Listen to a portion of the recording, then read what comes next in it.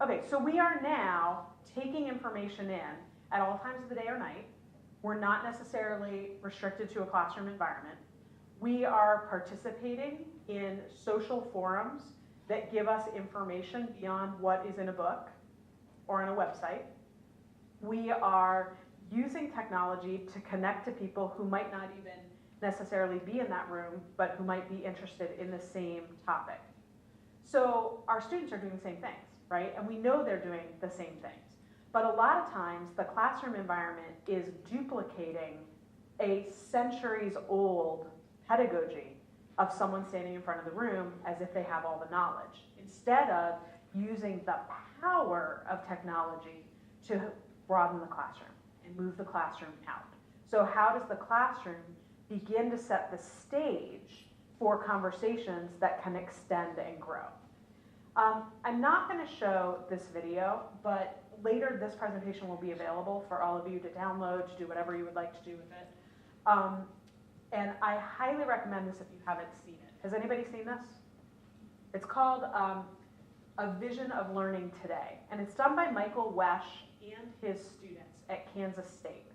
And every semester, he's an ethnographer. Every semester, he takes on a different project and works with his students in order to document the project. So this project had students taking their cell phones out to talk about how they learn, right? So the question was like, how do you spend your day, and what does your day look like as a student? And very little of their day has to do with the actual classroom. So what you get is a real vision of how many hours there are in the day, how many hours they're studying, how they get information. It's a great discussion piece for a department meeting, great discussion piece for faculty development, just to talk a little bit about how we all learned when we went to school and how things have changed.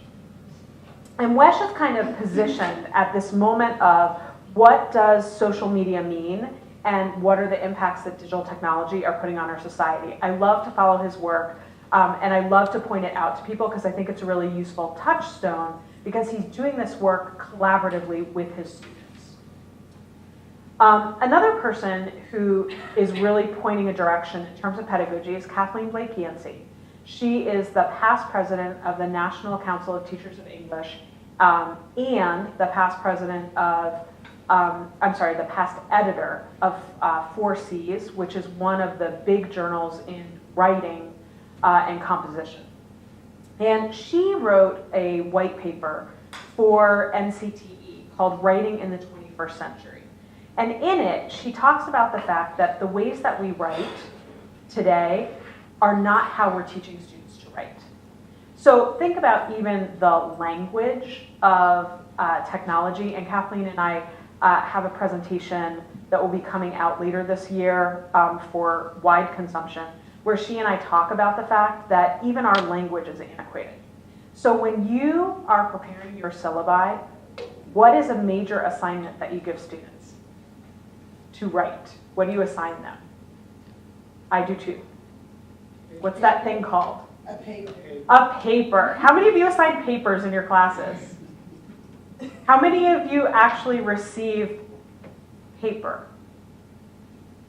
Some of you, right? And some of you do not, right? But even our language of assigning a paper, what does it mean when you're standing in front of a room full of students and you assign a paper, but then you tell them to submit it digitally via email or Dropbox or however you take it, right? So even our language is still perpetuating a world that we don't necessarily live in.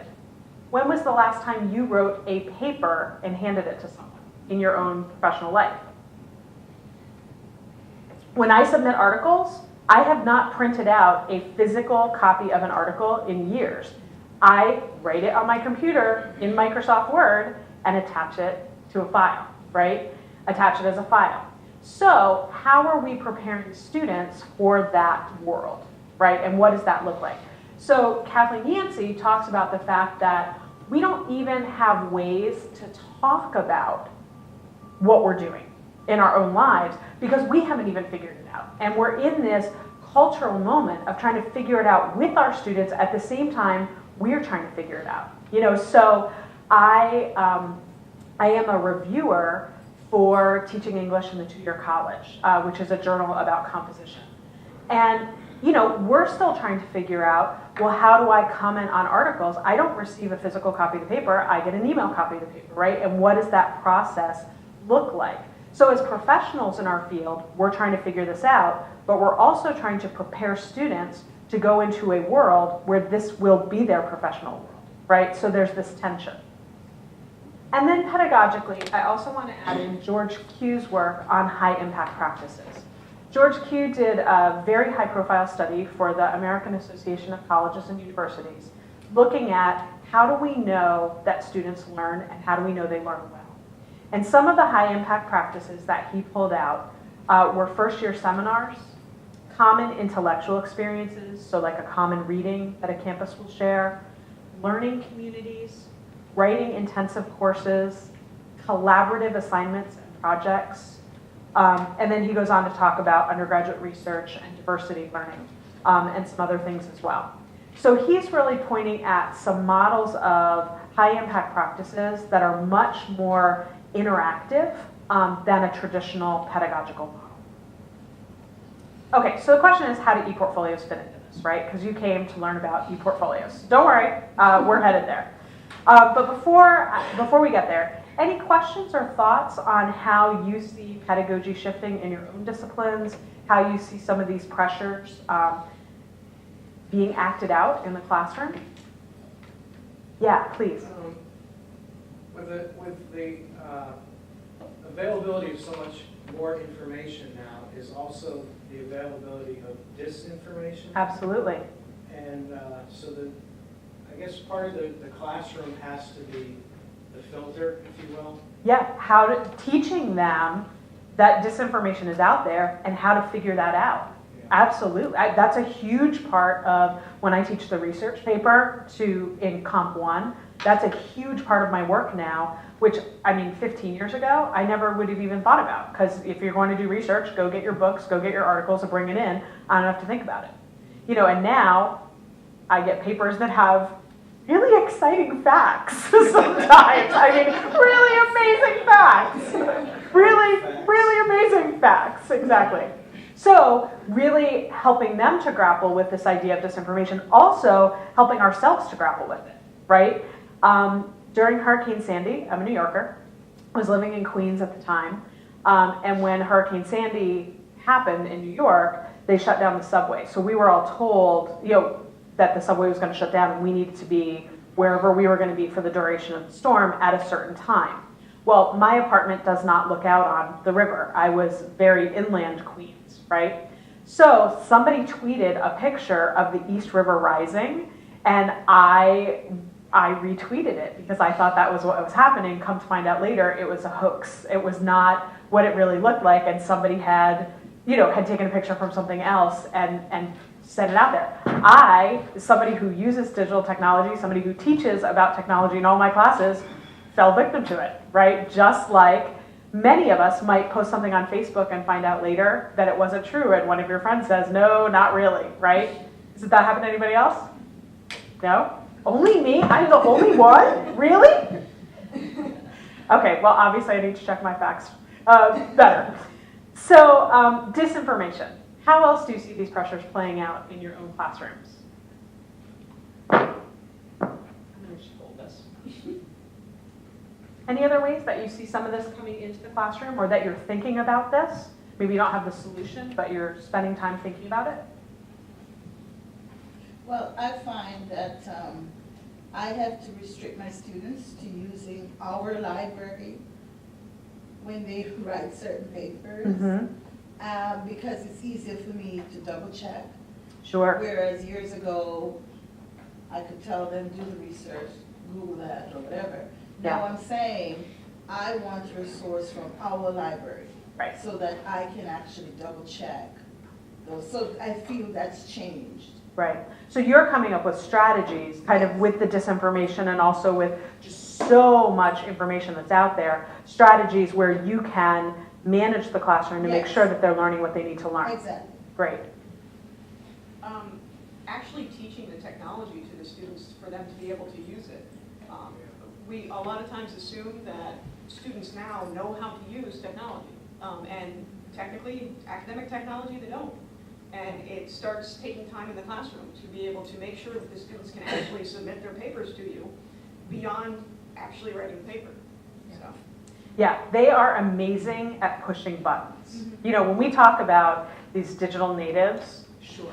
they're really good at this, but they're not really good at this, right? They're not really good at, some of them are amazing at it, but if we're gonna look at our undergraduate population as a whole, and frankly some of our graduate students, you know, nationally, they need to slow down. And they need to think a little bit about the technology. They need to think about the implications of the technology. They need to think, sometimes we need to show how do you do X, Y, or Z, because it's not something that's in their way of understanding technology.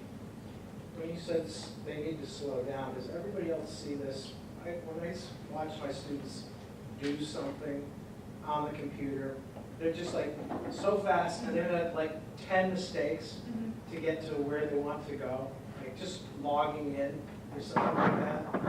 Speaking of, you know, slowing down and just doing it right. Forgetting their passwords. Yeah. Thinking that sending me an email from Sexy Hot Mama 7284 is in any way appropriate. And by the way, really, 7283 before you, and you didn't think that was a bad choice? You know, but really raising questions like that with them, right? Before they, their name to it either. right, exactly. You know that it's from them. Right, exactly. I've seen where they've taken, they cut and paste from different electronic sources, and they put it together in a paper, and then they try to massage what other people have said into one paper, instead of just, you know, synthesizing it and analyzing it and then coming out. So they're, yeah, they're just, well, it's not just cutting and pasting, because they are, but then they're kind of like trying to blend these things all together to make a coherent argument or narrative, and it's Right, and in their world, Yeah. in their musical world, sampling is a thing, right. right? Where that is culturally the idea of appropriating something that somebody else has said, putting it together with something else and massaging it a little is what they hear all the time when they're listening to music, right? So it is in front of them, and what we need to do is help them understand that it's really the synthesis and the analysis, right, that's at the, and what they think about it that's at the heart of what they need to be able to do. Right. I used to solve that, or to help with that, I used Turnitin.com, and I set it up so that students can see their own plagiarism reports, and recommend that they put their papers up a week before the due date, and set it up so they can redo it. And tell them, you know, any more than 10%, and you're in trouble, and 10% is high.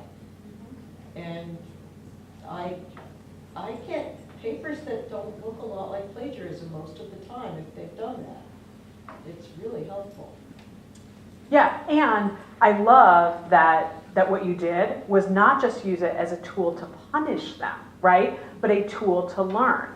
Hey, you put it up a week ahead of time and you see that this is what's going on, you have time to go in and fix the mistake, right? So it becomes a learning moment. That's a great use of technology.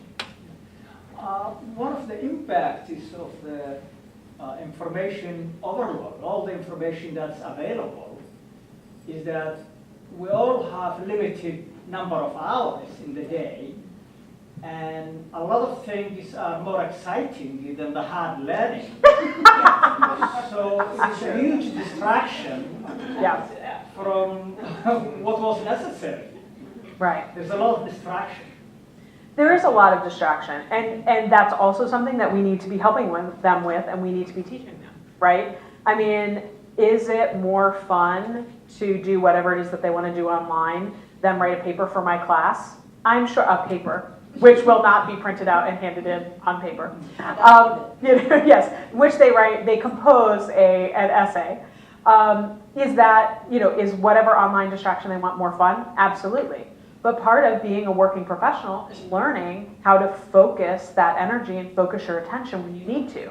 But again, that's maybe not a skill that we had to teach before. I mean, maybe we did, but it seems like a lot of the entertainment wasn't as available 24/7. So it's something that we need to be bringing into the classroom to help them be successful. I just noticed with what everybody was saying also that they have no idea how to cite their sources, and if they're finding different things from here, there, and everywhere and putting them together, it's also a bit hard to track when they're not understanding how to cite them, where they're getting things. Forget reliability and validity of the site, but they just don't know how to do it. Right.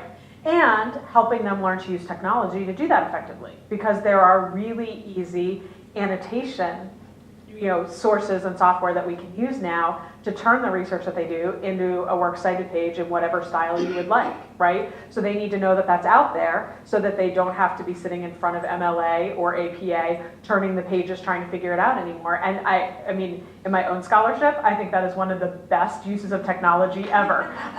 Because I was totally the one who was sitting in front of MLA and like, wait, what is this? What do I need to do? In what order? And so that is helping them understand that technology exists to make their lives easier as they are trying to be accountable for the research they've done. I haven't checked the latest version, but there was one point at which, during which Microsoft Words routinely turned out incorrect APA citations. Yes. Well, and now Google has a new citation feature in Google Docs when you go in, and as I've played around with it, it is somewhat inaccurate as well. So I mean, there's always also then teaching them that those inconsistencies exist so that they learn that they need to proofread for that. Yeah. Okay, so let's talk a little bit about ePortfolios. These are all great examples of how technology is putting pressure on our pedagogy in our classrooms and raising new issues for us to think about.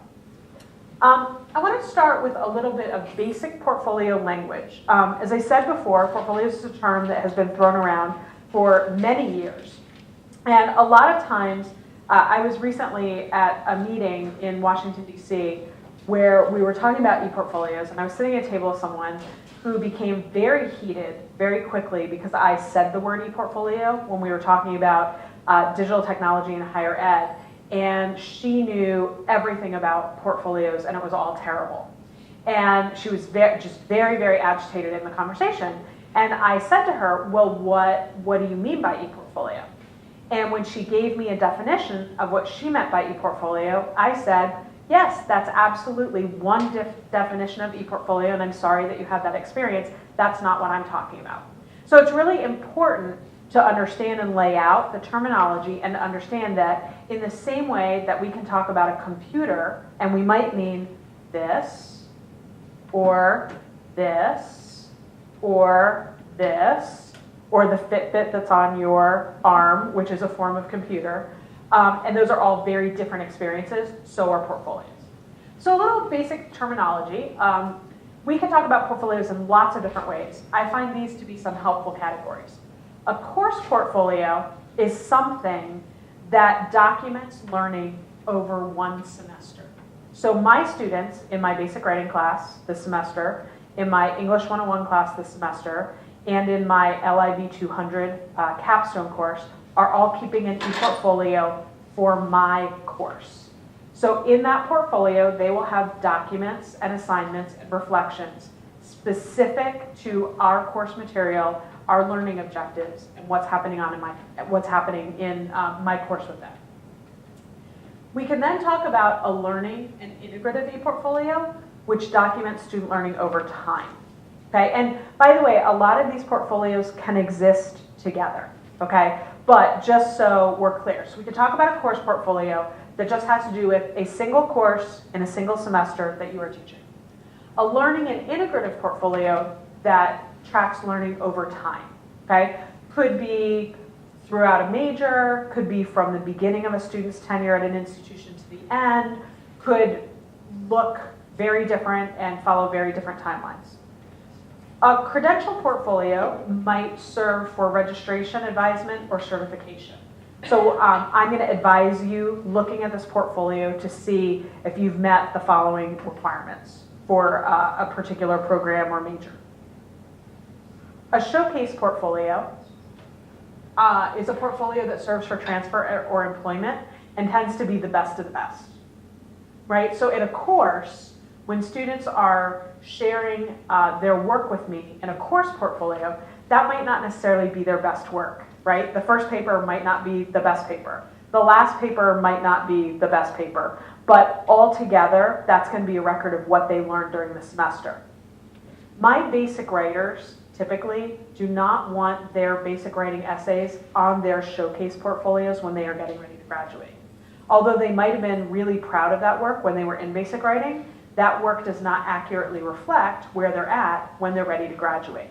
So a showcase portfolio takes best of the best. And then an assessment portfolio can serve as a tool for program review or to evaluate student competencies, and it can complement standardized tests, okay? And we're gonna look at a couple different examples of all of those. So any questions on those categories? We good? Yeah? Okay. So I just want to point to a couple of different institutions, and I'm going to give you a bunch of different resources at the end so that you can go widen the classroom and go out and explore what is of interest to you. And all of these sites are at the end. So this is Virginia Tech. Virginia Tech has a really robust and amazing ePortfolio program. They're doing a lot of great work, and the International Journal of ePortfolio, IJEP, is housed at Virginia Tech. They're doing great work, and their approach to ePortfolio has been pretty wide. At Virginia Tech, you can use portfolios for any number of reasons, but you say, this is the kind of portfolio I want to create, okay? So they have portfolios for learning, portfolios for assessment, portfolios for professional development, co-curricular portfolios, okay? And so when a student and faculty member is working on a portfolio, they're working towards a particular goal, right? So the goal might be to showcase how a student is involved in co-curricular life. Or a goal might be professional development to get a job. Or a goal might be an assessment portfolio. The student might have multiple portfolios, but they're very focused on what is the goal, right? What do you want to get out of the portfolio? Salt Lake Community College, which has an amazing ePortfolio. I love their ePortfolio program. I think it's really smart for a whole lot of reasons. And each of the institutions that I'm showing you right now, I'm going to show you a site at the end where you can go look at their story. So if you're interested in Salt Lake, you can go read about Salt Lake's ePortfolio story and how they've gotten where they are today. Or you can read about Virginia Tech's story. So their portfolio program, like LaGuardia's, started as an assessment portfolio. But what they did was they put students in the middle of assessment. Students completely own their portfolios. They create their portfolios on one of a designated number of free platforms. So the college says, you can create an ePortfolio in YOLO, or you can create an ePortfolio in WordPress. The student chooses how they want to set it up, where they want to do it. The college says, here are the competencies, here are the gen ed competencies that you're working towards, create a portfolio. The student then shares the URL with the college, and in a feat of amazing collaboration between academic affairs, IT, and student affairs, and whoever else was involved, I don't know, that URL shows up on faculty's web attendance. So you don't have to go looking for it. You don't have to create a spreadsheet. You don't have to remember it. You don't have to keep the email where the student sends you the link. It's there for you to just click on, which I think is a great innovation. But what students do then is they create a portfolio that sets up how they see this playing out.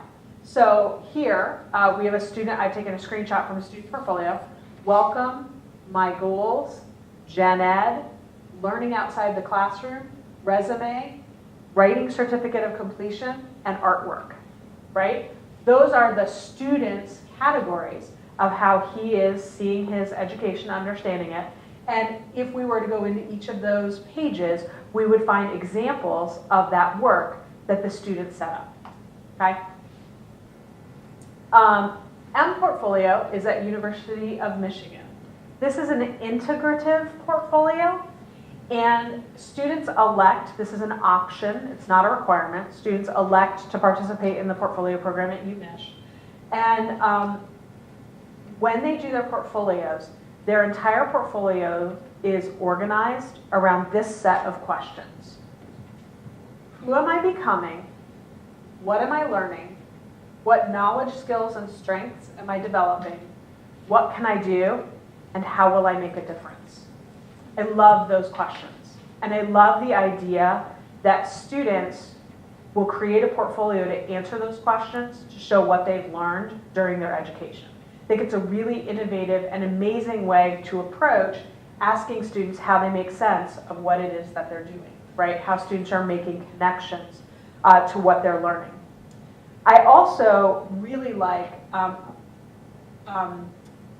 the folks who run this, and if you're interested in this portfolio, I can point you directly to the article. They've written several articles about their work, and one of the pieces of research that they did was a blind study where they interviewed students who created portfolios, because this is an optional portfolio, and students who didn't create their portfolios. And they did a mock job interview with the students to see how students did. One of the things that they found was students who had gone through this process, who created portfolios answering questions like these, did much better in mock job interviews because they were prepared to think outside of the box and not just say, oh, well, in college I took math because it was required, or I took English because it was required. They really had a vision for where they wanted to go, what they wanted to do, and how they wanted to use what they'd learned in their future profession. So the work they've done is really interesting, and if you are interested in that, I can point you in that direction. As we see portfolios kind of moving out into the cultural landscape, I also like to point to eFolio Minnesota. If you are a resident of the state of Minnesota, you have an ePortfolio. Whether or not you create it is up to you, but it is available, and Minnesota has created, working with University of Minnesota and Minnesota State Colleges and Universities system, this platform where anyone K through graduation can create a portfolio. It's also available to small business owners, it's available to senior citizens, and they have this platform where you can log in and create a portfolio. So it's kind of an interesting idea of seeing how portfolios are moving out into this idea that you would want to represent yourself digitally online for any number of reasons, not just in your classes, right? But if you're a small business owner, isn't that interesting? I would be really interested in going to some businesses where someone had put some time and thought into telling me who they are, what they believe, what they've done, what they have done. Sorry?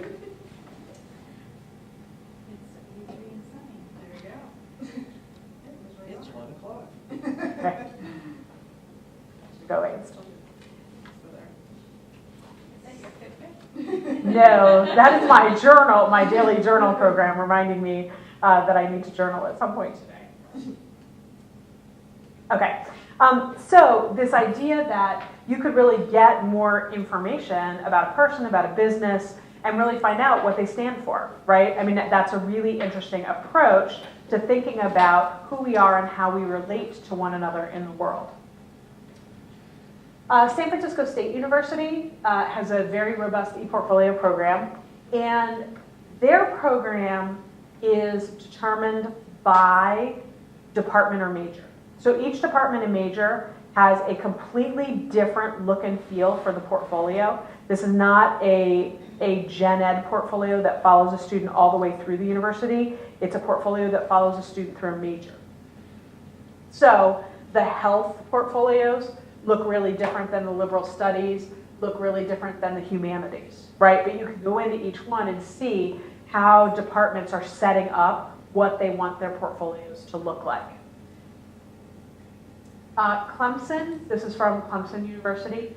Clemson, like Salt Lake Community College, puts students at the middle of their assessment process and asks students to create a portfolio reflecting how they have learned different assessment competencies. These portfolios, each of them, looks very different from the next one because students are figuring out how they want to demonstrate what they've learned at the university. It's a really interesting program. It's a small college, so size is definitely an issue if thinking about that relationship to assessment. But Salt Lake is a large college, right? So you have two colleges that are doing this in very different ways. And then I wanted to point to Rose Hulman. Is anybody familiar with Rose Hulman Institute? Is anybody familiar with MIT? Mm-hmm. Yeah. So as Northeasterners, we don't know Rose Hulman because we're Northeasterners. But apparently, if we lived in the Midwest, we would know all about Rose Hulman because it's the MIT of the Midwest. It is a very top-notch technical school where you go to do things like learn how to go work for the NSA and write code, or probably break code, right? So I think this is a really good example of something I'm going to talk about in just a little bit, and that is when you are creating a portfolio, it needs to fit into what you need it to do for your college, okay? So every ePortfolio is not a cookie cutter and shouldn't be a cookie cutter. Your portfolio shouldn't look like LaGuardia's, LaGuardia's shouldn't look like Clemson's, Clemson should look like Salt Lake. And this is an example of, if you are at a school where students already have a very high level of technological acuity, you don't need portfolios to show technological acuity, right? Because what students are doing is already highly technological. So what they needed their ePortfolio system to do was assessment. They needed to be able to do assessment for their institution, and that was their goal for ePortfolio. And if you want to look at a strictly assessment-driven ePortfolio, this is probably the best one in the country. But the only thing that it does is assessment, because that's what they needed it to do, okay? So we're going to talk a little bit about that and a little bit about how you think about creating a portfolio that fits what you need it to do. So portfolios in general are not a new idea. In my discipline of writing, they are a very long-standing pedagogy. It's just they used to be paper, and now we're transitioning to digital. Fine arts, architecture, K through 12 education. So the new piece is the digital piece, right? And the ways that campuses are thinking about digital literacy and how to bring all of that into the portfolio setting. So portfolios are definitely a national and international movement in higher ed. When we started in 2001, there were about 40 colleges and universities using ePortfolio. We talked to every single solitary one. We called them on the phone. We had a research protocol of questions that we wanted to know, and we interviewed them. And then based on, and people were very, very generous with their time, very, very generous sharing with us what they were doing. And based on that, we really focused in on how Alverno, Portland State, Kalamazoo, IUPUI, and Wesleyan were using them because those most looked like what we were interested in going with. One of the things that you'll find is that the ePortfolio community, although it is much larger now than those initial 40 colleges, people are really generous and they really want to share what they're doing. And we'll talk a little bit about the ePortfolio listserv, where you can post your questions and lots of people will give you their answers and their experience. People love to talk about what they're doing. And one of the things that has happened is that then you'll see similarities sometimes between programs. So LaGuardia's program is actually very, very similar to Portland State's. Because although we looked at all of these places, and all of these places influenced us, in the end, this was the model that spoke most directly to what we needed. So we started from there and then adapted it for what we needed. Today, there are as many as 400 or more. I'm going to show you in just a moment some of the most recent data on this. Many as 400 universities using ePortfolios. It's also a global movement, so there are portfolios in Europe, Asia, and Australia. There's a very strong contingent of portfolio use in Australia. They have a very robust community that's looking at portfolios of pedagogy. But every one looks a little different. There are different goals, different strategies, different styles. And then in higher ed, AAC&U has done a lot of work on portfolios and trying to connect different colleges and universities that are doing portfolios. The Campus Computing Project, I don't know if you are familiar with this, but this is a study that is done every few years looking at how all different aspects of technology are being used in classrooms. And this is the 2010 report on portfolios. So blue is 2003, yellow is 2005, green is 2007, and purple is 2010. Okay, so if we look at across the board, in private universities, there's ePortfolio usage a little above 50%, from a little above, right, 10% here. In public universities, a little under 50%. Private four-year colleges approaching 50, public 4 years a little over 50, and not surprisingly, community colleges, I would argue because of resource issues, right about 30% in 2010. And now one of the things that these numbers don't tell us is how people are using it, right? So when I was in DC, sitting at a table with a woman who had a really bad experience, her university did something that I do not recommend at all, and that is someone higher up bought a very cheap ePortfolio product in the box, brought it onto campus, and told everybody they had to use it for assessment, right? This is not something that has a deep pedagogical use. This is not something that faculty had time to think about how it would play out in the classroom, what they could do with it, and what it would look like. And she had and her students had a really bad experience with that. So there are cases where some of that usage that's what we're talking about. But much more the case, and much more what the ePortfolio community is really pushing for, are uses of portfolio that are deeply pedagogical, that really help us to navigate this technological moment where we have all of these social and cultural pressures on the classroom, and also this amazing moment to think about what could our classrooms look like, okay? ABLE, which I'll talk about in a little bit, ABLE is one of the largest ePortfolio organizations in the country, and who went this year? You went, and she and Ellen went to the ABLE conference this year. It's held in Boston every summer. They also have a number of smaller conferences that are held regionally throughout the year. And ABLE brings together all kinds of different campuses that are doing portfolios to talk about, well, hey, what are we doing?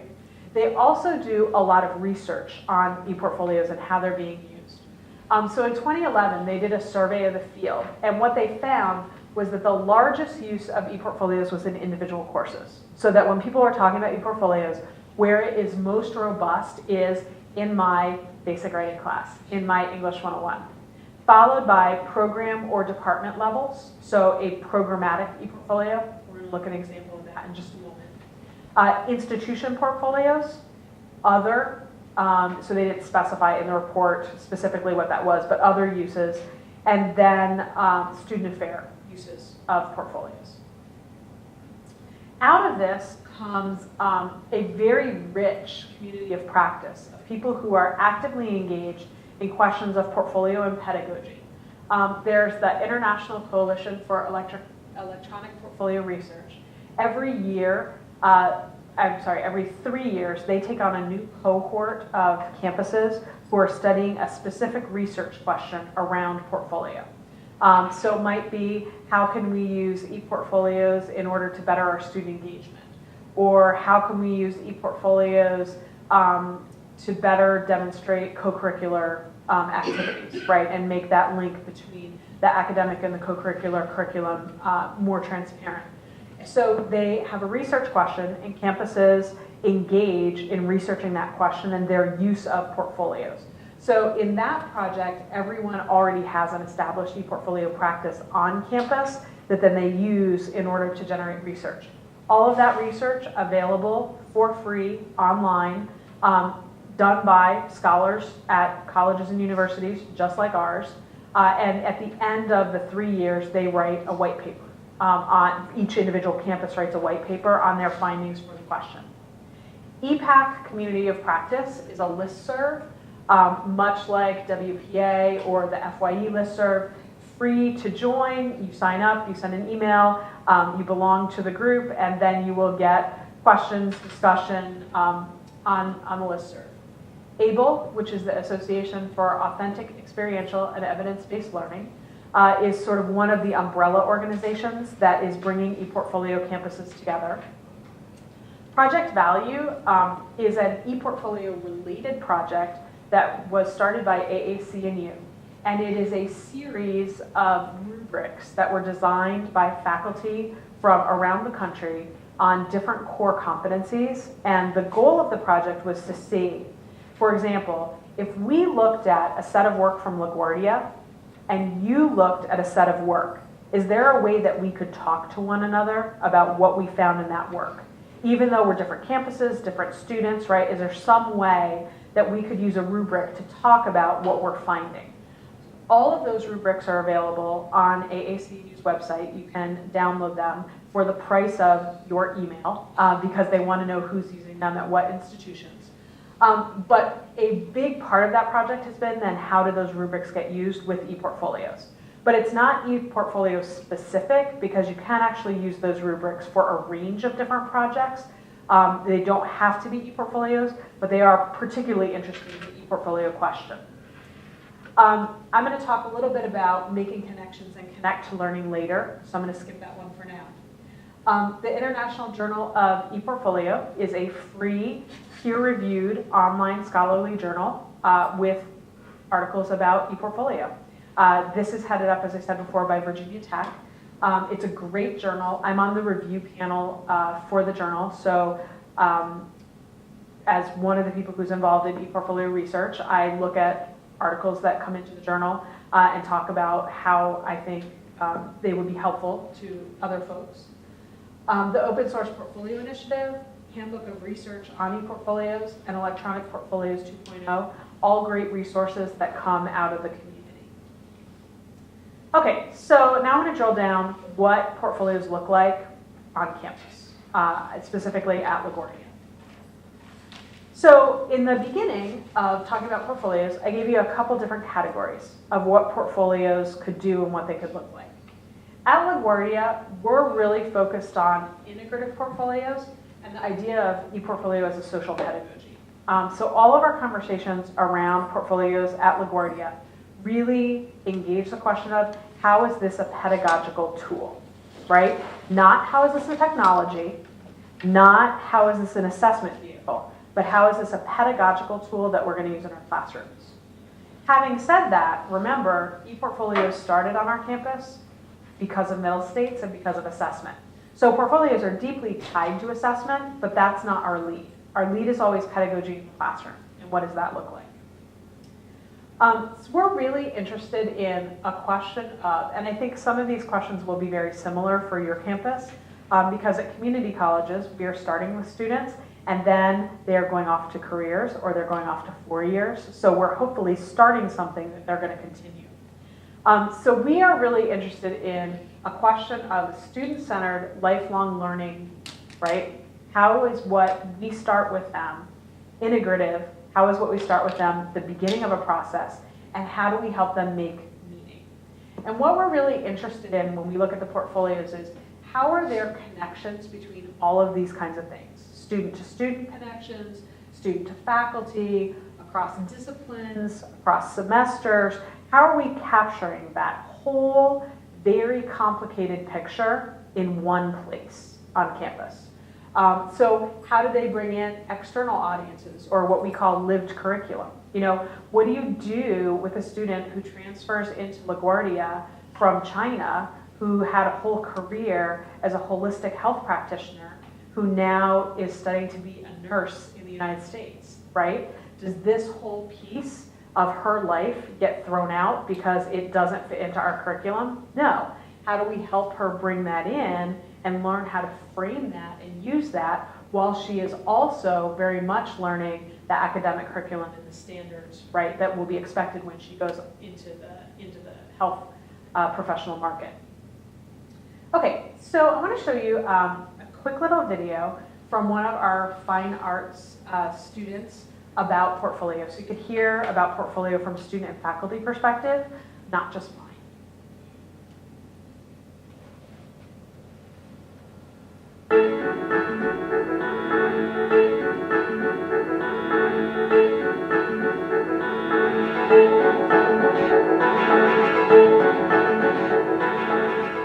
creating ePortfolio, the value in it was very inherent because as an artist, you have to show your work visually.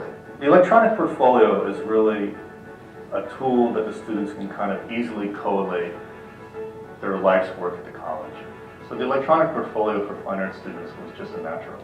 I get a lot of reaction from my portfolio because I have a lot of stuff on it, and they're usually like, wow, you've done this amount of stuff? Oh my god, this is crazy. And I like that reaction because it shows that you're productive and awesome. Helps them learn about who they are, learn about what they can do, focus on their growth as a student, and then present that work to outside audiences.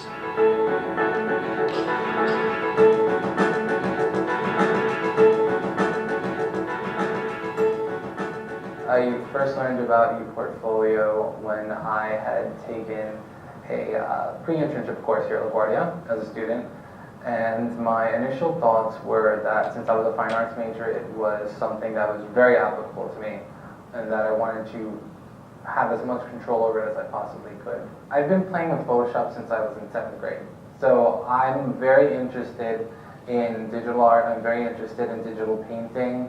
Right now, a majority of my work is digital painting that I do using a pressure-sensitive tablet. So obviously, having the electronic means for me to showcase my work is huge. The act of making a work of art is a form of self-reflection. And of course, the act of creating a portfolio allows for another level of reflecting on the creative process and how they're going to present that work. Students should be able to articulate what they're doing as well as write about what they're doing. Ideas spring from language. And if they don't have the words, they're not going to have the idea. Our new ePortfolio system is very easy to use. You can learn how to do it in 10, 15 minutes. And one thing that we've emphasized is students' ability to express themselves through their portfolio, to make their portfolios their own, to shape how it looks, feels. This is their portfolio. It's their expression of who they are and who they want to be. The ePortfolio helps me to see my growth. As an artist, there's always a technical skill that shifts and changes and evolves as you do, and the ePortfolio is the best place to kind of look back and see where you've come from, see what your technical abilities were before, and compare them to now. The ePortfolio is a reflection of who you are as a student. Every aspect of it, whether it's the images chosen, whether it's the quality of the writing, and overall, if it gives a complete picture. We've had students come right out of LaGuardia and go right into schools like SVA with full scholarships, and the ePortfolios played a crucial role.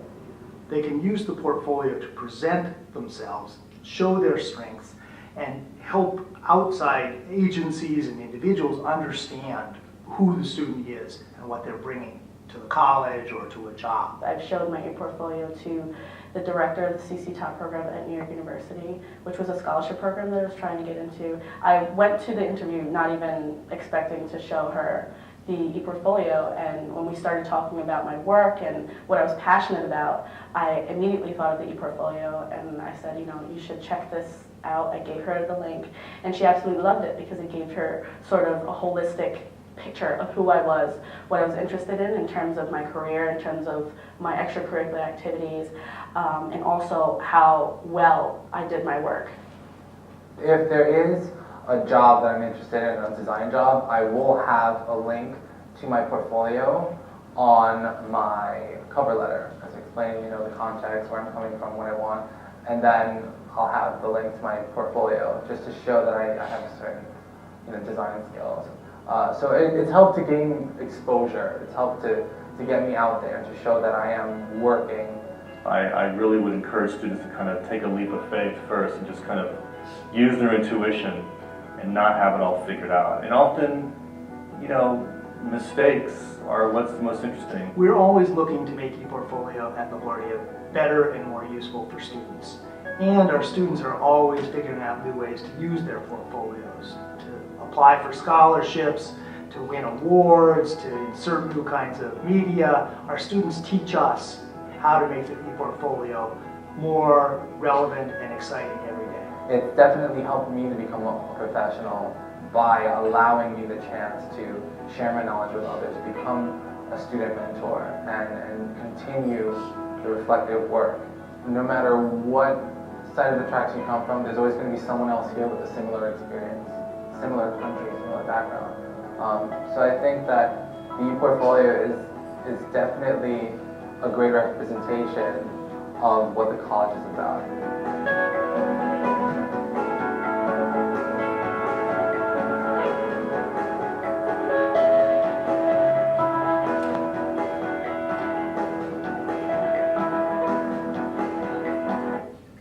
We have a set of those videos for a bunch of different majors. We have one for business, we have one for sciences. So if you're interested in how, we have one for education, how those students and faculty are talking about that in that context. Some of the videos are the same from video to video, the initial cut of LaGuardia and the initial introduction of the program, but the students are specific to each major and the faculty are specific to each major. I happen to particularly like that one because I've worked a lot with Mikhail, who's now one of our student technology mentors who works with students and helping them create their portfolios based on his experience. He's attending Hunter, but then he also works with us full-time in our ePortfolio program. A lot of times when I'm talking about portfolios, I get the question of, well, I have a Blackboard site, right? Or I have an Angel site, or I have a, you know, whatever the course, what are you using? You guys are using Angel. Okay, so I have an Angel site, so why would I want to use this? And the metaphor for me is your house versus their house. So I'm an avid scuba diver, as I said, and if I'm going to create my ideal house, it would be underwater. And I would want it to be underwater, surrounded by as much awesome coral reef and big animals like sharks and, you know, whatever else I could find down there. But you know, some of my students are afraid of the water, and they're not really interested in the water, they can't swim, or they think water's kind of gross, or whatever their deal is. So if they're building their ideal house, well, maybe their ideal house is a tree house, right? And they want to climb up into the trees and they want to make a tree house. In Blackboard or Angel or any course management system, you are setting up the course and the course experience and the documents that you want them to have. It's the stuff they need to be successful in your classes. And we need that. We need to be able to set up our courses however we want to set them up so that we can teach in the best way possible. But at some point, they've got to make sense out of all that stuff, right? So ePortfolio is their online space where they start taking all that stuff, not just from my class, but from my class and your class and your class and your class, and they start making some connections. So my house versus their house, right? It's a helpful way to think about it. At LaGuardia, we are really focused on these questions in the portfolio. And you'll see that reflection and integration are at the top for us because we want students to make connections between all of their different courses. Again, I think some of that might be similar for your campus as you begin to think about this. You know, our students are working full-time. They have children. They have elder care. And they're also full-time students, right? And there are not enough hours in the day to do everything that they need to do. So a lot of times, if they're taking Math 101 and they're taking English 101 and they're taking Biology 101, they're taking them because those are the courses we told them they had to take, right? And they have a goal in mind, but they're not necessarily seeing, oh wait, if I want to be an environmental educator, I need to know how to write so that I can keep a website that talks about what I know about biology to teach people, right? And I need to make sure that I understand percentages so that when I talk about ocean acidification, I can do so and explain what those numbers mean. They don't see those connections. So the ePortfolio, we hope, becomes a place where students start to pull those disparate pieces of their experiences together. And part of that is really about reflection, right? It's about not necessarily just written reflection, although it could be written reflection. It's about writing, speaking, presenting, drawing, and reflecting on what all of those different experiences mean. We're also really interested in questions of inquiry, getting them to raise questions about those connections, about those experiences, so that they see how those things relate. Engagement, lifelong learning transition to whether to a job or to another higher ed experience. And then the question that we ask, and I always torture my students with, why the E and E portfolio? If we're going to create e-portfolios in this class, what is it that the E brings that you couldn't do before, right? So what does this allow you to do differently, and why would you want to do that? So if you kind of go through the journey of an e-portfolio at LaGuardia, first, there's some sort of digital archiving, right? And early on we said that it can be a repository, right? Portfolios definitely serve as a place to collect all the stuff, right? So all the papers, all the assignments, all of the stuff can go into an online filing cabinet, if you will. And that's great, and it's an important thing for us to be teaching students and for them to be thinking about. How do we keep all of our stuff in this digital age, right? Do we even need paper filing cabinets anymore? Some of us do. I have a paper filing cabinet in my office at home, in my office at school, but I also have a lot of online files, right? And so how do I manage that? So you start by collecting the files.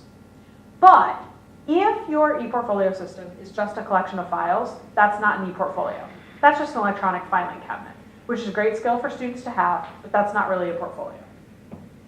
So for us, a first course experience will start the journey, where a student begins to collect all that stuff, and then working with a faculty member, they then begin to put not all of that stuff, but some of that stuff up on the portfolio.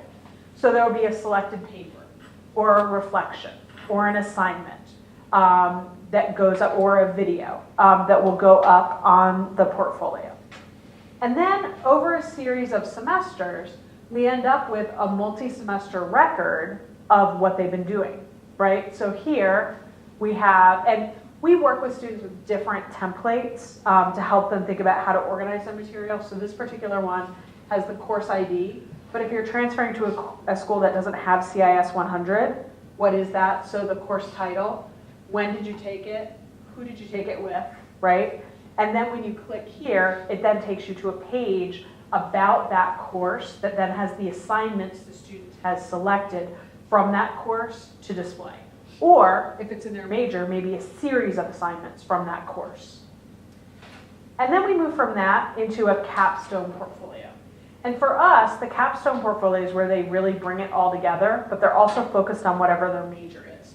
So this is one of our education portfolios. And I'm going to talk in just a minute about these templates. Our portfolio system is templated, so students are being guided towards sharing particular kinds of information with us.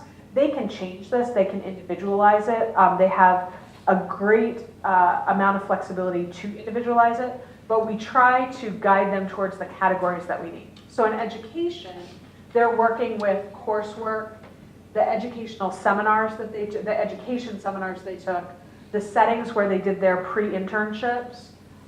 They develop an educational philosophy statement, which is their first start towards a statement of teaching philosophy. They have a professional development plan, so they know what they need to do when they transfer, and professional standards, where they're reflecting on what the professional standards are for the profession as they get ready to transfer. And in the capstone portfolio, this becomes much more richly focused on, because by the time they're getting ready to transfer, right, by the time they're getting ready to graduate, they really know where they want to go. So this portfolio is really zeroing in on where I want to go, what's next, and how do I use what I've learned to point me in that direction. So we moved from that first shot of all of the items being collected to the capstone portfolio in a couple of ways. But one of the important ways is through reflection, because we're asking students not just to share a document. Document doesn't tell you much. I mean, the document might tell you if they can do research and if they can write, right? Or if it's a video, if they have good presentation skills. There are things that we can learn from the artifacts. But what we're particularly interested in, and also what we find employers are particularly interested in, is a question of, so what is it that you think this is showing me, right? When I look at this research paper, why are you sharing that with me? What do you think I'm going to learn about you from that? And actually, the reflection becomes one of the most integral pieces of the portfolio, because that's where you really zero in on how students are understanding what they've learned, right? So they might talk about why they did research on a particular topic, or how they learned critical thinking skills, or what it is that was significant to them in choosing that artifact.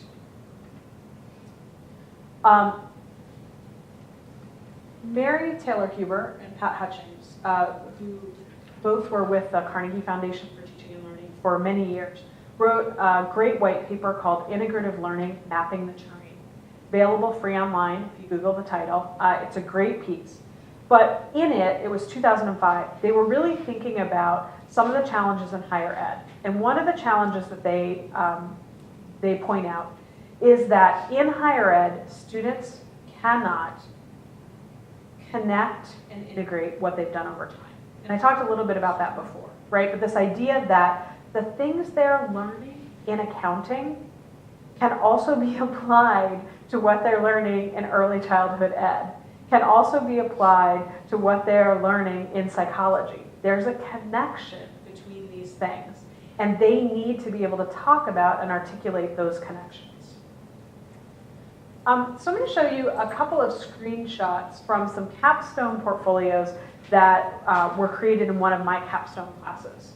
So this is Jose, and so you know, whenever I'm sharing student work, I have permission to share the student work. Most of the portfolios that I showed you earlier are available publicly on our digital gallery, and students elect to make those public on LaGuardia's gallery. Jose and Venetia, who I'm going to show you right now, their portfolios are not public, but they gave me permission to share the pieces of portfolios that I am showing. So in a capstone course for liberal arts, they were both getting ready to graduate. They were both getting ready to transfer. And one of the assignments that I gave them was to talk about where they started and where they want to go, right? So when you came into the college, where were you? And now that you are getting ready to graduate, where are you going to go? And Jose had a lot to say about that. One of the things that he talked about is that he came back to college because it was time to reinvent himself and pursue another avenue. He had a career in air conditioning and refrigeration as a technician, but he was just finding that that wasn't really where he wanted to be and what he wanted to do. So he made the decision to leave his job and to come to school full time. And when he did that, he ended up getting placed into basic writing.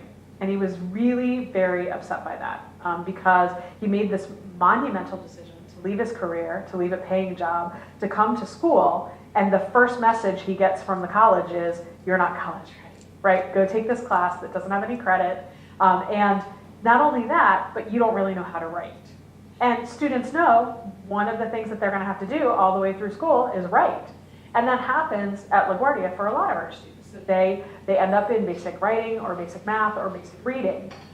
So here they've made this commitment to themselves, this commitment to their education, only to find out the institutional message is you're not good enough, right? So he writes about getting put into basic writing, and he talks about the fact that he was so unsure of his writing abilities, and that really scared him, and that he was really worried. He worked with one of my amazing colleagues, Arlene Ladden, and he talks about how that experience with her turned him into a good writer. I met Jose in English 101, so he went from Arlene's basic writing class to my 101, and he was a great writer. So he needed that semester to just work on and focus on his writing a little bit. But it doesn't really matter that I saw that. What matters is that he saw that, right? So that he could continue his journey in his education. So now I'm seeing him in LIB 200 at the end of his career. He's done with all of his prerequisites. He's ready to go. And he talks about the confidence that he's gained through this experience and of the confidence that he's gained throughout his education, and that he knows he's mentally prepared to venture off into anything he wants to do. And I think that move from here to here is really significant in his growth and development. When we talk about assessment and we talk about our institutions and what it is that we do, we need to be able to talk about this kind of growth and development. This is more than a number. It's more than a grade, right? It's more than students started out in basic writing and ended up graduating. This is an important part of the work that we do. So portfolios allows students to reflect and to chart their own growth, but it also allows us a window into it. So we can see some of what's going on for them more than a grade or more than a number. Venetia was in the same class, and she transferred to John Jay, where she's working on a degree in the one where the dead body one. Yes, thank you. So the word was totally gone. In forensic medicine, which kind of blows me away, but this is what she wanted to do. Her mom works for the UN. She came to the United States with her mom, who works at the UN. So she talks about the fact that for her whole life, she was always surrounded by various cultures, and that she was taught to be really respectful of various cultures. And that's something she's very focused on. She wanted to be able to bring her skill and love of diversity into her career. It's something that she was very focused on. In her portfolio, she was able to organize, and all students at the capstone level can organize their work in terms of what's most important to them. And this had nothing to do with her grade, but I asked them to talk about their best work, work in their major, and other work. And you'll see that although she's going into criminal justice, my course, which is a liberal arts course, she decides is one of her best courses. And interestingly, I think it's because of the research paper that she did. In their research papers, they were focusing on the idea of writ large journeys and where you start and where you end up. And she picked stoning as her topic because it philosophically troubled her as a feminist that she completely disapproves of the practice of stoning and thinks that it should be illegal. But she values diversity, and she values the ability to celebrate all cultures. And that was a value that she's had since she was a very young child. And how did she reconcile these two conflicting opinions? So she wrote a research paper on stoning. The research paper was fantastic and brought in a lot of multimedia components into the paper itself. So it wasn't just a standard text paper, but she inserted into it video and images as she was working with it. But then, much more importantly, was the reflection she wrote on the research paper at the end. And she doesn't come to an easy answer because there is no easy reconciliation, right, between valuing diversity in all forms and then finding this thing that you don't agree with. So her reflection leaves her in a place where she's still philosophically challenged in thinking about what that is. But that's really something that's important for her on her journey. And she identifies that she understands this moment of, there are going to be cultural practices that I find troubling, but I also want to celebrate diversity. So how am I going to deal with that as a professional who wants to really exemplify and honor diversity in my workplace? So I think that's a really important moment. Again, that's not something you can capture in a grade, right? That's Venetia, straight A student all the way, amazing, amazing honor student, really one of the best students that I've had in LIB 200 in her ability to take on these really big questions. But so she was going to get an A in the class. I mean, her research paper was an A almost from the moment I saw her outline. Her outline was longer than many students' final papers. You know, she's that student. So, but for the college to have a record of her getting an A in that course versus the college having a record that this was the kind of thinking that was going on as we think about ourselves as an institution that prides ourselves in globalism and diversity. This is a really important piece for her to be able to have, but also for us to be able to have together.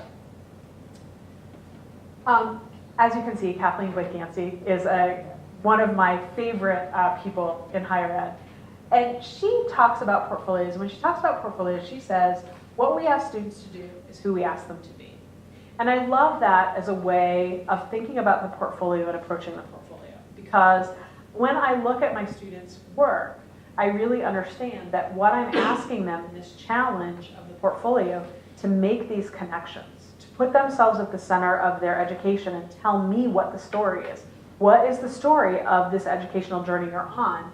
The answer is never what I would predict. The answer is always very different. So 2 screenshots, this one from an education portfolio, this one from a nursing portfolio. They look really different, right? The students' approaches to them are very, very different, and their welcomes are different.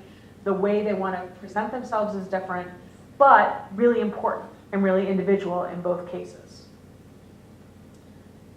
So back to, in terms of LaGuardia's story, that idea that what we really want to do is put the students in the middle, right? So this is where we started off with the lifelong learning, but you can see those different kinds of connections that we're trying to make in the portfolio and that we're trying to get at. And if we had even more time, I could show you even more examples. But the great thing about extending the classroom is many of our students' portfolios are online in our gallery, so you can go look and explore them for yourselves and see the kinds of connections they're making. I'm going to end by talking a little bit about assessment, because I know that's a big question for you at this moment in your institution's history.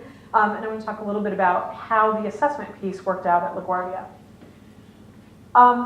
So I'm going to be presenting about assessment up to middle states, because then you can go, if you are interested, look at our middle states report to see how it all came together. However, we are a year and a half past our middle states report. So when we went in, we had 7 core competencies that formed our gen ed. We are in the middle of revising them. We are adding competencies. We are thinking about getting rid of some. Most notably, we're going to be adding a new global competency and a new integrative learning competency. But those are kind of in play right now. We're field testing rubrics. We're working on the language of the competencies. But going into middle states in 2012, we had critical literacy, which was reading, writing, and critical thinking, quantitative reasoning, oral communication, information and research literacy, technological literacy. And those were our 7. These 3 are 3-in-1, which just had to do with, we were going to assess this mostly via research papers, so this became a convenient way to pull those together. We then also have programmatic competencies, which differ by program. So for example, nursing programmatic competencies look really different than English. And in some cases, those are mandated by external agencies, and in some cases, the departments or programs are making them up in accordance with what the expectations are in that major and discipline. In our assessment process, we have a 5-year periodic program review, where every 5 years, sampling of student work, where a department has to go through, or a program has to go through a PPR. And we use work in the ePortfolio as one of the forms of evidence for that PPR. The student work is assessed using one of our rubrics from the 7 core competencies, or I should say, and programmatic rubrics that are developed by the different programs. And then in different cases, there might be other artifacts or measures as they need them. We also, so those are PPR, 5-year, in a 5-year cycle, where every department and program goes through an evaluation and writes it up. In addition to that, we do institution-wide benchmark assessment readings once a year, where we look at the core competencies. Doesn't matter what your major or your program is, how are we doing with gen ed as a whole at the institution? In departments and majors, we have assessment grids that are developed by each program, and programs decide what they want to collect. So this is an example of a grid from our bilingual child major, which is one of the tracks in education. So here you have the core competencies along this side. So these are the core competencies that we need to get samples from, right? That we want samples for. And these are the courses where, as an institution, we collect baseline data. So this happens regardless of what department or major, what else they want to collect. We know that we have this as a baseline. But then they determine, these are the courses that are required in the major, where they're going to collect a second sample that we can use later on. Or in this case, where they're going to collect 3 samples that'll give us different milestones and benchmarks that we can look at. Okay? So the major decides where they want to collect the stuff that's in addition to the baseline material that we capture. And then different programs and departments have different approaches to this. This is physical therapy. Physical therapy designed a whole website where they explain what all the competencies are, what their programmatic competencies are, how they're going to collect it, what their plan is. Not everybody does this. This is in part because this is one of the requirements that they have with their national accrediting agency. They need to do this. But theirs is available online, and you can go and look at it, and their students can go and look at it. And they use this with their students. In other cases, students, perhaps, I don't actually know what they do in ELN 101, but perhaps the students don't have a website to go to, but the faculty member talks with them about why they're collecting that piece. So I teach one of the baseline courses. Actually, I teach two of the baseline courses, this one and this one. And in those courses, before we take a piece from the students, I talk with them about what assessment is, I talk with them about why we're doing it, and then I talk with them about how it's going to be used so they understand when they share it with the system that we're going to be using it. So the ePortfolio becomes a site for collecting student work, but it can make work accessible to faculty for classroom assessment purposes. Then it also makes work available to us for benchmark assessment readings and for programmatic assessment readings. So there are two facets of the same coin. Students log into the same place. They have their portfolio that they create that is totally theirs, where they decide with their faculty members what's going to be on it. And then we have an assessment database where we sample from that, and students share pieces of their portfolio with us, but we have the ability to read it anonymously, so it's not connected to a particular student. That has to do with concerns around privacy on campus and concerns about how assessment was going to be used in 2001 when we started ePortfolios. When we started ePortfolios, we didn't live in a Facebook world, we didn't live in a Twitter world, and faculty had a lot of concerns about how assessment data was going to be used. So one of the things that we developed and agreed to was that we were going to look at portfolio work anonymously when we were doing assessment. In a post-Facebook world, post-Twitter world, and a world where our faculty are a lot more comfortable with assessment and understand assessment in a very different way, we are now positioning ourselves to move towards actually evaluating the whole integrative portfolio. Because we'd like to actually assess what does the whole story tell us, but we don't do that institutionally right now. Some programs do that. So like physical therapy, education, business, for example, those students, their portfolios are assessed by the program as a whole portfolio. But in some other majors, like liberal arts, we don't assess the whole portfolio. We assess pieces from the portfolio, as you saw before. So it kind of depends on the program. But we would like to move to that, but that is and I'm going to be talking a little later in the second workshop about how to scale and make things happen on campus.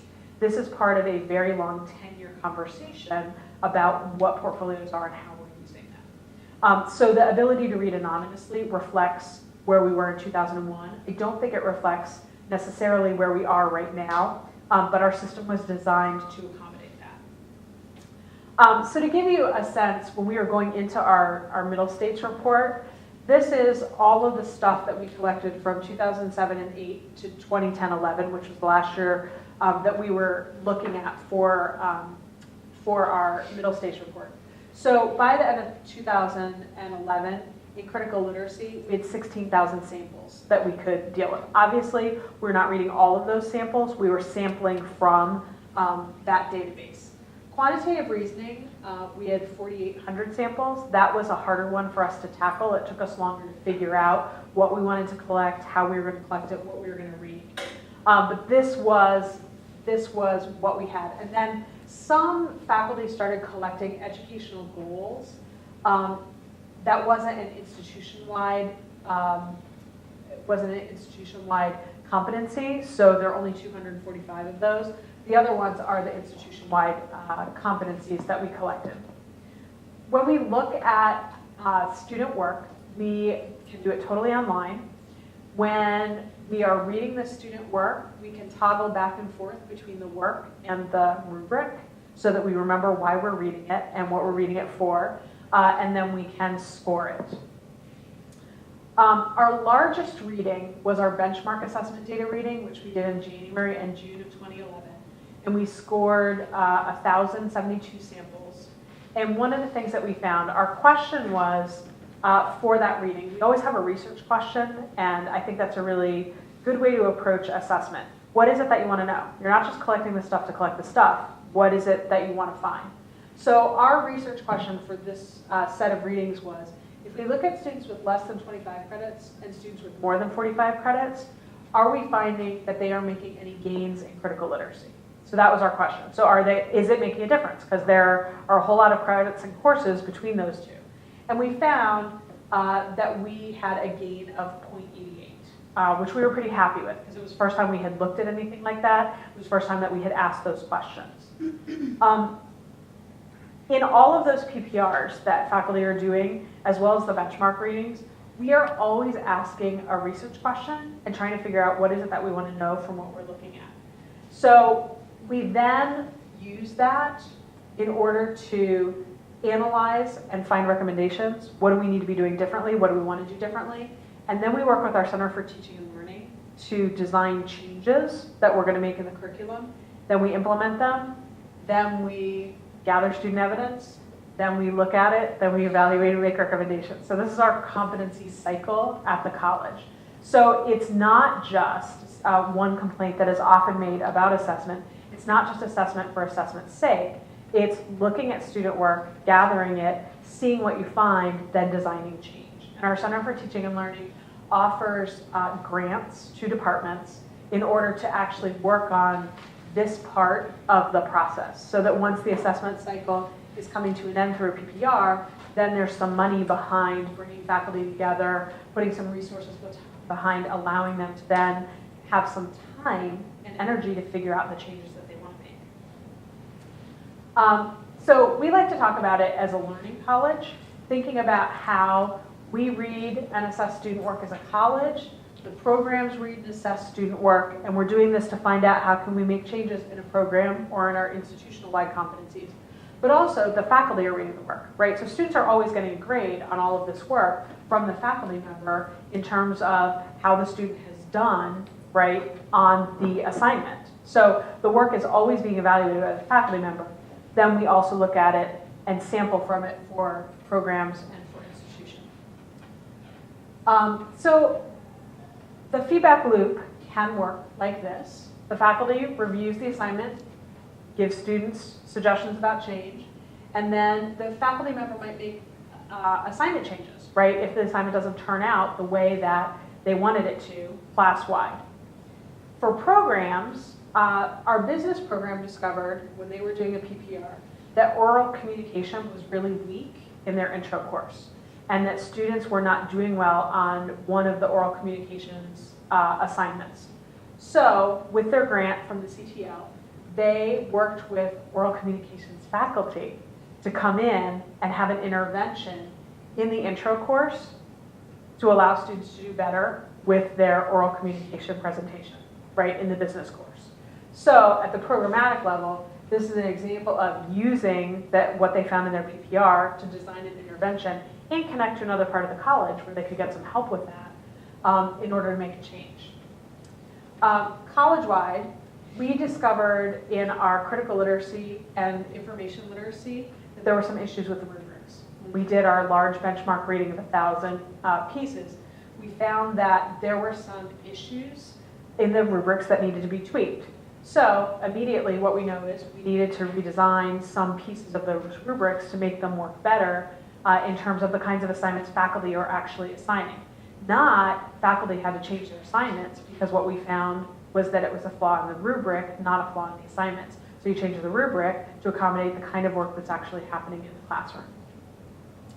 All of that work is really centered around partnering with our Center for Teaching and Learning. I already mentioned the mini grants. But in all of our professional development seminars, we have a thread on assessment, so that assessment is discussed as part of the pedagogy that faculty are working on in their classes. And then we're also trying to help faculty build to capstone ePortfolio assignments where they bring this all together. So we're trying to support it all throughout the curriculum. Okay, I also want to show just two examples of then the portfolios and how connecting with the outside community gives us additional feedback. So this was one of our nursing portfolios, and in several disciplines, specifically education, nursing, business, fine arts, and physical therapy, the faculty and students have designed a specific template that the students are going to use in those majors so that the portfolios all have the same categories. And unlike in liberal arts, where the students can change as many of the categories as they want, they are getting a grade on this capstone portfolio. So they need to follow this template. So this template has introduction, nursing philosophy statement, professional goals, coursework resume, leadership, and community service. That's what the faculty and students came up with. That's what they decided they wanted to do. But we brought in a panel of HR directors from local hospitals, and we had students present the portfolios to the HR directors. When they did that, one of the things that they found out is that HR directors were particularly interested in the philosophy statement and in leadership and community service. And so that needed to be fronted in the template in a different way because that was the piece that they were really, really interested in seeing. So we changed the template with that feedback because that was something that needed to change. The other thing that they gave us feedback on was they actually wanted, if this was an ePortfolio, they actually wanted to see some video of students as nurses. But immediately that presents some issues, right, around privacy and how are we going to do that. So the nursing faculty designed a wonderful piece of students doing mock work with other students where one student is the nurse and one student is the patient. And we videotape those, and those then are on the portfolios now. So that was another piece that HR directors wanted to see that we were able to get into the portfolio. One of the other things that we found is that we're able to better sequence assignments throughout the curriculum in a specific program. So physical therapy has designed their research component of their portfolios from the first course all the way to the end. And there's a piece of the research paper, the final research paper students have to do before they graduate, embedded in every piece of the portfolio. Okay, I think we're about out of time, so I just want to point to, very quickly, some of the ePortfolio starter resources as places that you can go to. Again, this presentation will be available for you to use. But one of the places that I think will be most immediately helpful is ABLE and Catalyst and EPAC. So those are three places that you can go right away. And if you're staying for the second part of the presentation, I'll talk more about Catalyst there. I also have provided you with the URL to LaGuardia's middle stage report. So if you want to see specifically how we use ePortfolios in assessment, that is the write-up. I was the lead author on that section, so if you have questions about that, I would be happy to talk with you about that. Okay, and also if you want to see more of those videos, they're there. Okay, so I guess you'll be getting it out to everybody via Angel? Or wherever. Or wherever, or wherever. You'll be getting a link to the presentation. So thank you so much. I know we got started a little late, so we're ending a little late. Can I take any questions? I know some people have to go. If you can, please stay for our next workshop. We'll be starting fairly shortly, so if you have time this afternoon, it's going to be talking more about implementation, how to get things started, that type of thing. So if you're really interested, please stop by, stay, and we can talk some more on this. Right, if you have individual questions, please stop up. Thanks so much, everybody. Have a great rest of your day.